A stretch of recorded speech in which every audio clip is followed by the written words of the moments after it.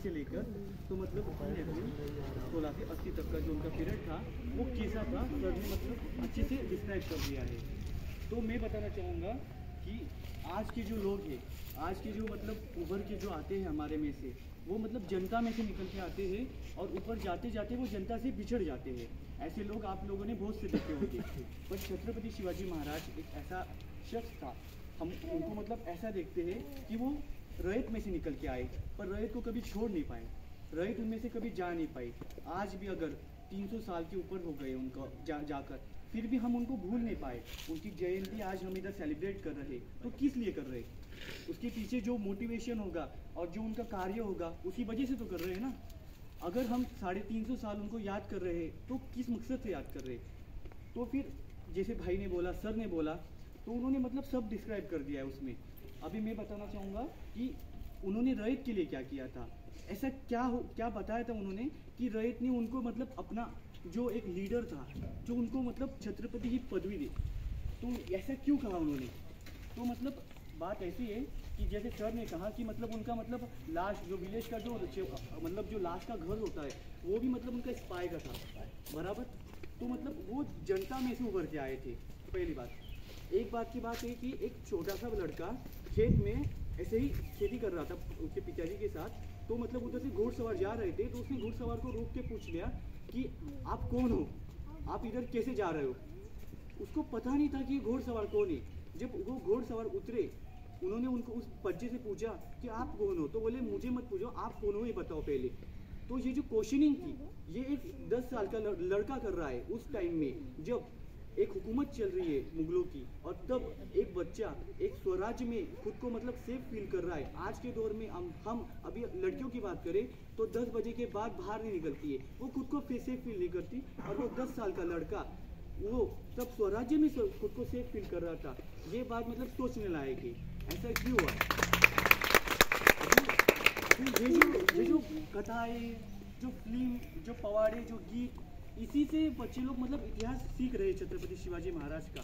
मगर हम कहेंगे कि छत्रपति शिवाजी महाराज का अगर इतिहास आपको लोगों को सीखना होगा तो उनको किताबें को पढ़ना पड़ेगा। इतिहास ये मतलब पढ़ के सीखना पड़ेगा, इतिहास ये किसी से सुन के सीखना पड़ेगा, इतिहास ये जान कर सीखना पड़ेगा। ऐसा नहीं कि इतिहास सिर्फ बोल दिया तो इतिहास हो गया। इतिहास अभी छत्रपति शिवाजी महाराज का मतलब मिटाने को आ गया है। पहले हमारे टाइम में चौथी पाँचवीं तक इतिहास था, और अभी तो चौथी पाँचवीं के बच्चे को भी अगर अच्छे से इतिहास पढ़ाया नहीं जा रहा है। छत्रपति शिवाजी महाराज को एक ही तरह के रिप्रेजेंट किया जाता है कि उन्होंने सिर्फ बैटल लड़ी, युद्ध लड़े, बस that's it. But Shivaji Maharaj ने जो कीर्ति करी वो बात बतानी चाहिए जनता को, आम नागरिक को पता होनी चाहिए कि उन्होंने क्या क्या किया, बराबर। तो ये सब उनके कालकृति में हुआ था। अभी एक बात की बात है कि छत्रपति शिवाजी महाराज आगरा, औरंगजेब का जो पीरियड चल रहा था, तब सर ने जो बताया वही बात हम बताना चाहते हैं कि तब उनको कैद कर लिया था। तब हिरोजी फर्जन नाम का एक शख्स था वो, और महात्रे नाम का एक शख्स था। ये दोनों ने उधर क्या किया, मतलब शिवाजी महाराज ऐसे सोए हुए हैं, ऐसा सोम रचा, और एक जन उनके पैर दबा रहा है, ऐसा सोम रचा, और उस हिसाब से शिवाजी महाराज उधर से निकल गए। और जब ये सोम पता चला तो क्या हुआ होगा उन दो लोगों का? अभी आप सोचिए, आज की बात है, अभी ये माला में लेने गया था, अभी उधर एक मतलब 60 साल का एक आदमी बैठा था, उसको मैंने बोला कि मुझे माला चाहिए, तो उसने बोला कि इतने पैसे लगेंगे, बराबर। तो मैंने उसको बोला अंकल जी मेरे पास कैश नहीं है, मैं फ़ोन पे करता हूँ। उसने बोला मेरे पास फ़ोन पे नहीं है। तो मैंने बोला अभी एक शिव जयंती साजरा करनी, हमें सेलिब्रेट करनी, उसके लिए माला चाहिए, तो मेरे पास अभी कैश नहीं है, मैं फ़ोन पे करता हूँ। तो उस आदमी ने मुझे बोला कि शिवाजी जयंती की साजरा कर रहे हो, तुम लेके जाओ यार, पैसों बाद में दे देना।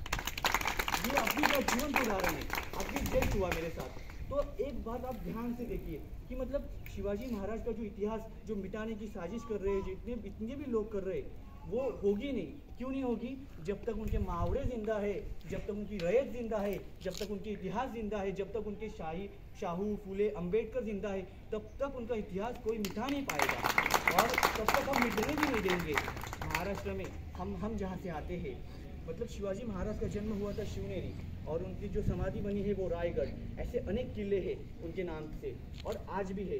अभी एक बात देखो, राजस्थान के जो किले हैं, इधर जो हमारे जो 2 और भी किले हैं, इन किलों को मतलब अच्छे से सजावट करके रखा है।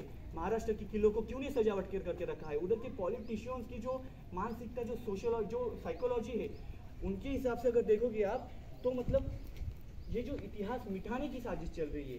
आज रील्स आते हैं कि गढ़ किले के ऊपर जब चढ़ोगे तो बाउंड्री में मत खड़े रहना, स्लिप हो जाओगे। क्यों? तो जो पत्थर है अभी वो कोसड़ने को है, मतलब वो गिरने को आ गया है, तो आप सेफ फील करिए, मतलब उधर जाने से बचिए। क्यों? आज उनके ऊपर इतना रेवेन्यू आता है, सेंट्रल गवर्नमेंट इतना पैसा देती है कि किलों को दुरुस्त किया जाए ना, करना चाहिए ना, तो क्यों नहीं करते? इसके पीछे का कारण यही है कि उन्होंने जो डेमोक्रेसी बताई थी, स्वराज्य की स्थापना की थी, वो अभी मिटाने को आ गई है। तो ये बात हम सबको समझनी पड़ेगी, और हम सबको समझनी ही नहीं, लागू करनी पड़ेगी, तब तक नहीं होगा।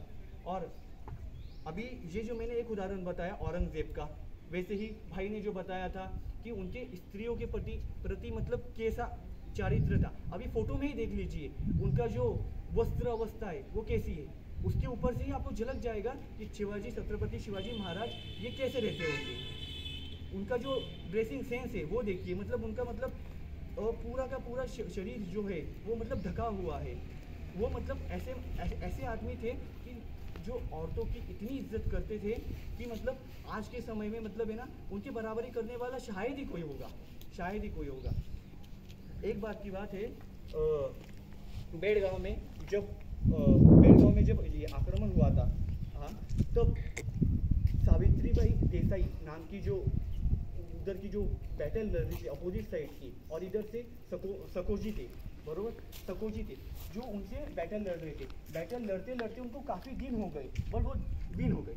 जैसे ही विन हो गए, उन्होंने क्या किया, उस जो सावित्रीबाई देसाई था उनके साथ छेड़खानी की। ऐसा समझ लिया कि मैंने तुझे जीता है, तो अभी तू मेरी हो गई। और ऐसी जब संकल्पना उसके माइंड में आई ना, जब शिवाजी महाराज को ये पता चला ना, उसकी आंखें फोड़ दी गई थी, उसी क्षण आंखें फोड़ दी थी। शिवाजी महाराज ये नहीं कहते कि मेरे घर की औरत ही मतलब उनकी ही पूजा करनी चाहिए, वो हर औरत की, हर स्त्री की, हर एक लड़की की पूजा करते हैं, और ये समझना पड़ेगा। और आज हम जब यूपी में घूमते हैं, यूपी में मतलब हम बोलते हैं कि हमारा दल है, ये है, वो है, सब सही है, सब सही है, आपका जो कर रहे हैं ना वो जो आइडियोलॉजी ना वो सब सही है। बट बात ऐसी है कि फ्रीडम जब बाबा साहेब ने दिया था, वो फ्रीडम स्वराज्य में भी दिया था, उसका उल्लंघन किसी ने नहीं किया, और उसका उल्लंघन करना भी नहीं चाहिए। तो एक मेंटेन इक्वालिटी होनी चाहिए हर चीज़ में। तो लड़कियों ने भी मतलब, और आज के मतलब जब सावित्रीबाई फुले का जो टाइम था वो उभर के आई, महारानी लक्ष्मीबाई उभर के आई, ताराबाई उभर के आई, ऐसे जीवन के उदाहरण बहुत से हैं। जैसे कि इनकी ही मातोश्री जिजाऊ माता, भाई ने बताया जब पुणे में गई थी तो पुणे में खाने के लिए कुछ नहीं था, कुछ भी नहीं था। उधर की जो विलेजर्स थे वो मतलब आउट ऑफ रहते थे, और वो बोलते थे कि माँ साहब उधर रहने के लिए खेती नहीं है, बंजर ज़मीन, उधर खेती कैसी होगी? माँ साहब बोलती थी आप रहने तो आओ, हम कुछ ना कुछ व्यवस्था करेंगे। फिर तब जाके कोई आगे नहीं आ रहा था, माँ साहब अकेली रहना शुरू होगी, उसको देखते देखते बाकी के लोग आ गए, बियान दिया गया, मतलब जो हम पेस्टिसाइड्स वगैरह कहते हैं ना, वो दे दिया उनको। और उसके बाद खेती का उत्पादन हुआ, हरित क्रांति हुई उधर, और एक खेती का उत्पादन हुआ। उसी की एक घटना बताता हूँ मैं आपको सबको, कि खेती कर रहे थे, खेती हो गई, हरी भरियाली, मतलब अच्छे से, मतलब अभी मतलब कटने वाली फसल आने वाली थी। बट उसी दौर में क्या हुआ कि जो मतलब जो जानवर वगैरह होते हैं वो खेतों में से गुजरने लग गए, और खेतों में से तबाही मचाने लग गई। और जो हमारी बड़ी राजा कहते हैं, मतलब क्षेत्रीय लोगों को बड़ी राजा कहते हैं,